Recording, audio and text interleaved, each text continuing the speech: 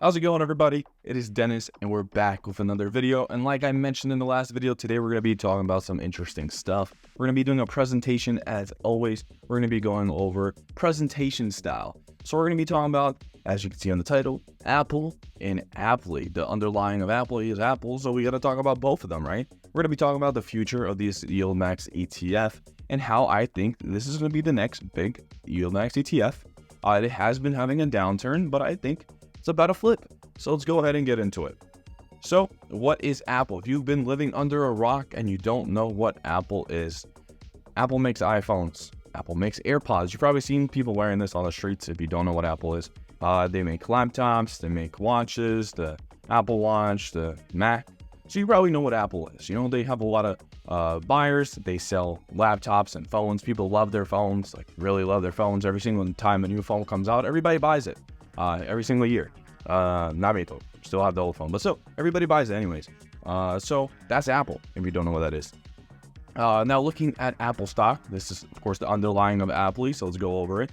Looking at Apple stock, we can see that it's jiggity jaggedy, up and down. Doesn't really know what it's doing at the moment for this year.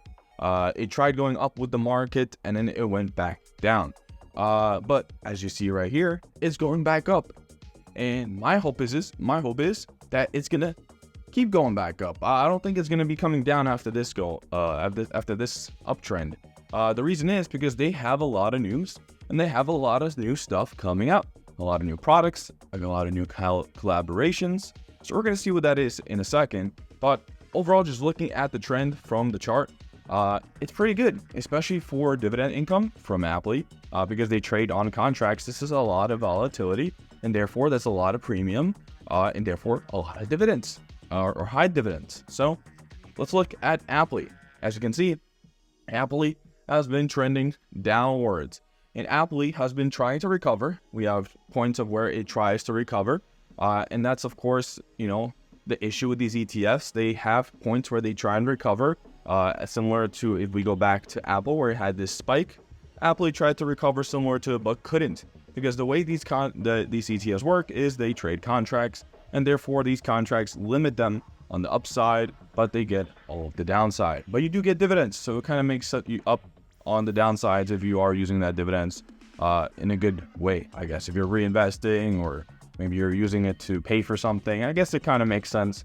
It kind of pays for itself a little bit on the downside. So, but distribution at the moment is 23.47% for the year. It fluctuates a lot, and we'll see with the dividends payments that it fluctuates a good amount.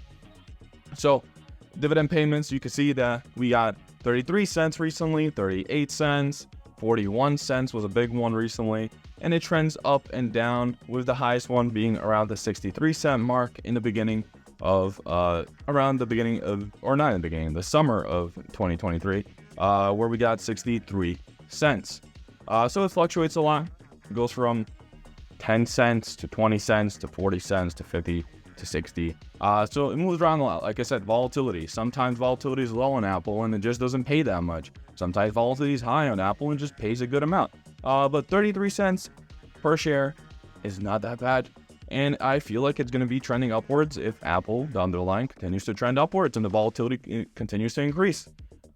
So, of course, I love being transparent as possible. I try to be transparent as possible as I can with this page and with all the things I do on this page and all the stocks and ETFs I talk about.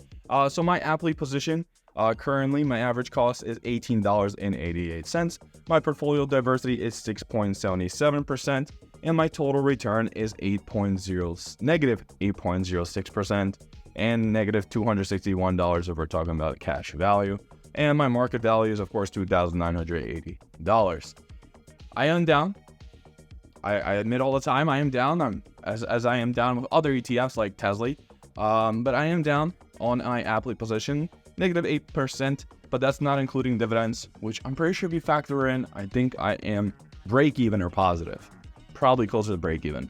But yeah, so APLY's down.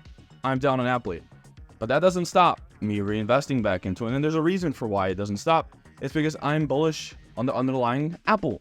And the reason I'm bullish, well, there's a lot of reasons. There's three main reasons though right now. And the first one is the new chip. So they released the M4 chip. They kind of release a new chip every year. They improve it here and there. They add a couple more cores, GPU, CPU cores, make it a little bit faster and make it a little bit more efficient. This one is actually really efficient. This one takes half of the power of the old M3 chip, but delivers almost, I think it's like 50% more computing power. So it's pretty good. It's a pretty efficient chip, meaning they could keep the same battery, and technically you should have more battery time and more battery range, or like range. It's not a car, but more battery use. So pretty good chip, but that's not what we're talking about. We're not talking about the chip. They come out every year. Cool. If you're not into tech, then you kind of don't get it. But there's more to this chip. There is, of course, the display engine. Once again, this is all technical stuff. If you want to just skip through this real quick, it's going to take like a couple seconds. But display engine, cool. New chip, 4 performance cores, 6 efficiency cores, cool. GPU cores improved, faster, blah, blah, blah, ray tracing, all that cool stuff. If you want to game on it, technically you could game on this new chip. But the most important thing right now, the neural engine. Now, why is the neural engine important? Well, the neural engine is important because the neural engine in the M4 chip is what processes AI computing. You heard that right, AI computing. Now maybe you're starting to understand why I'm so excited about Apple announcing this. AI computing, everything's AI right now. Everybody loves AI. NVIDIA exploded because of AI. Like Tesla is trying to explode with AI, but it's not working out. But a lot of companies are exploding with AI, right? AI is like the new internet bubble, right? Like the when everybody was talking about the internet, everybody was, every company was putting their website or creating a website and selling things on websites. It was so cool and everybody was doing it. AI is that new bubble, right? So we have the M4 chip, we have a faster neural engine, we have a bigger neural engine, and it's just overall better. And now, why would we need this neural engine, right? What kind of AI capabilities does M4 need to do?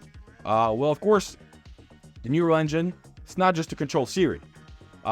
Actually, Apple is in talks with OpenAI to now incorporate and work together and put OpenAI, or better known ChatGPT, which is a lot of people know it for, ChatGPT. They want to put ChatGPT capabilities into the new iPhone 16.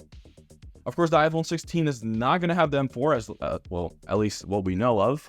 It shouldn't have the M4. Technically, it has like the A17 Bionic chip. But it's still going to be able to use AI.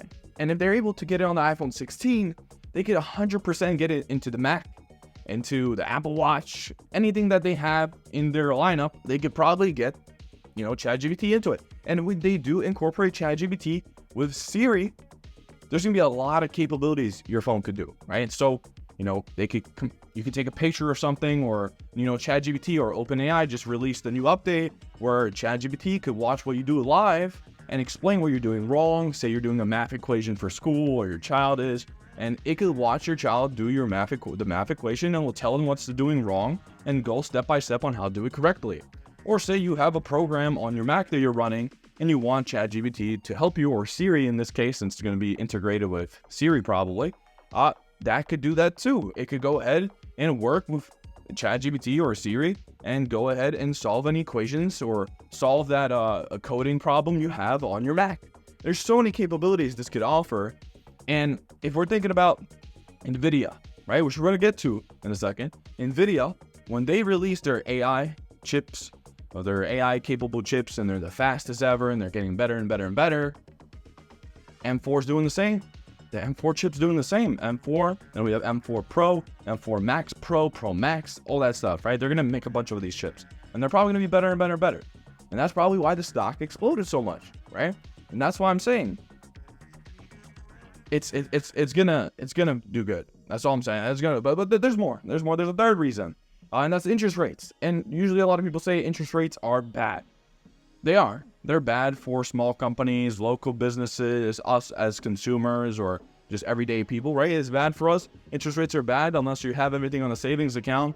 It's kind of bad for you, even though savings accounts don't really do that much because they only return like 4%. And right now inflation's like pretty high. So technically it doesn't work out. But whatever. We're not going to go through that.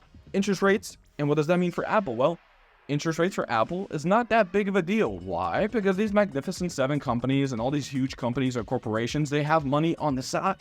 What they do is they take this money, they throw into bonds, and they get high interest yields. And they also have money to go ahead and invest in these projects. Small businesses, small companies are not investing into AI right now. There's no competition. Why is there no competition? Because they have no money. Loans are high interest rates.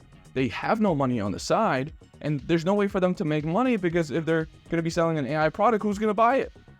People can't afford to even live nowadays because, you know, they have the nice car, they have a nice apartment, interest rates are high. A lot of people are going into credit card debt, and debt's at all-time highs. So Apple is able to sustain their cash, and they're able to sustain investing into new projects, which is what they're doing with the M4 chip and with the AI space. So that's pretty good for Apple. And like mentioned before, NVIDIA. Could APLY, since this is mostly focused on APLY, but we've been going on a rant on the underlying of Apple because they are matched together, you know, APLY, Apple, all together, it's the underlying. Could NVIDIA, or could APLY be like NVIDIA? Well, I think it can. Do I think it'll spike and like run and give us high dividends like NVIDIA did? Probably not.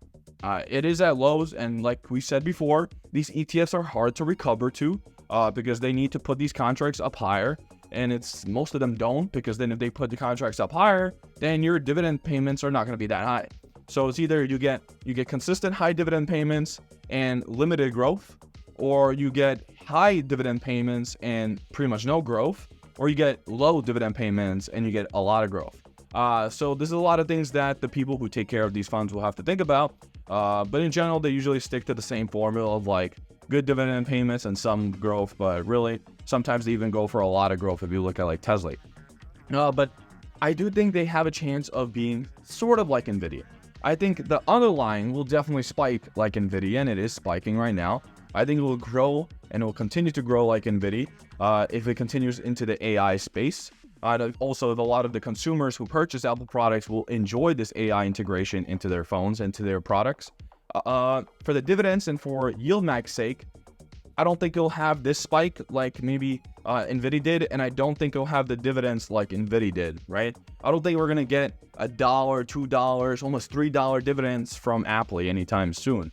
I think we might reach 60 cents, 40, 50, 60 cent range. I think it's going to start trending upwards. We'll see what they get for this month or for the upcoming month. But I think we might reach around that range. Do I think we'll reach NVIDIA range? Probably not. NVIDIA had a huge spike, a lot of volatility, a lot of premium coming in there. They were doing great. Like we saw before, they got, what was it, 220% 1 year growth. So NVIDIA did really well. Or NVIDIA did really well, and therefore NVIDIA did really well. But what I do think Apple will be close to or similar to is AMZY. The reason I think it will be close and similar to AMZY is because they're kind of in the similar market. Of course, Apple is like a tech company, and AMZY is like more of like a distributor and selling to people, but they both offer a product, right? AMZY offers multiple products from different people. And then APLY offers their products and multiple products in those different categories. But also they offer services, and so does AMZY or Amazon. Amazon also offers services. So they're selling to people. They depend on people's purchases, on people's buying, or people buying their products. So they're pretty similar in that way, right? They both depend on that. Purchases and purchase of services and subscription services and all that source, they both depend on that. And as we can see, AMZY has been trending upwards with Amazon, the underlying, and it continues to pay high dividends. And I think APLY will take a little bit out of AMZY's book. AMZY only went up 14.72%. Well, I say only, but it's pretty good, 14.72%. Compared to NVIDIA, it's nothing, but still 14.72%. And I think APLY will probably do the same. Do I think it'll get 14%? Maybe. Maybe it will. Maybe around 10%, maybe in the single digits. But I still think there will be a growth in APLY. And do I think it'll get dividends like AMZY? Probably not. But AMZY delivered the highest dividend it ever received recently at 97 cents. And that's because Amazon, the underlying, has been trending upwards, and AMZY has been going up with it. As you know, if share price goes up on these ETFs, so does the dividends you receive per share goes up on these ETFs. So it's going up we're getting higher dividends per share. But if we look down here, when AMZY or Amazon, the underlying, was not, gunning it all the way up, we were getting, decent dividends. We were getting 69 cents, 64 cents, 68 cents, 36, 40, 50. We were getting dividends that were not that high, and they were similar to APLY. APLY right now is getting 33 cents, 36 cents, right? So if we're around the 36 cents a couple months ago on AMZY, APLY's at that right now. APLY could get up to 40 cents to 50 cents easily if Apple the underlying continues to trend upwards. Now, of course, once again, transparent as possible, I myself own AMZY. This is my position on AMZY. I've talked about it in previous videos. 10% portfolio diversity. I'm up 12.73%, or $528, sorry. And these are all the dividends I have been receiving from AMZY. Let me move over here. This is all the dividends I have been receiving. So pretty good, right? Just trying to be transparent. But how will APLY perform? As mentioned before, I think it'll be in between these two. Maybe the underlying will trend like NVIDIA, but the ETF itself will perform like AMZY. And the dividends range will be probably like AMZY. It won't be NVIDIA level, at least I don't think so. I'll be happy if it is. But it probably won't be NVIDIA level. It'll be more like AMZY level. And of course, where will this happen? How will this happen? Well, like I said, we've reached the bottom right here. This is the bottom right there. That is the bottom of APLY, at least in my opinion. And if you look at the charts of the underlying, that's where it is also. And we can see that there's a trend starting right here. Of course, we had trends here. We had trends here. And we had a trend up here. They weren't sustainable. But now, I think we've reached the bottom of Apple. Apple has had its cycles. It went through the bull market of the whole market going up. And then they had a downtrend because they had some bad reports and bad news.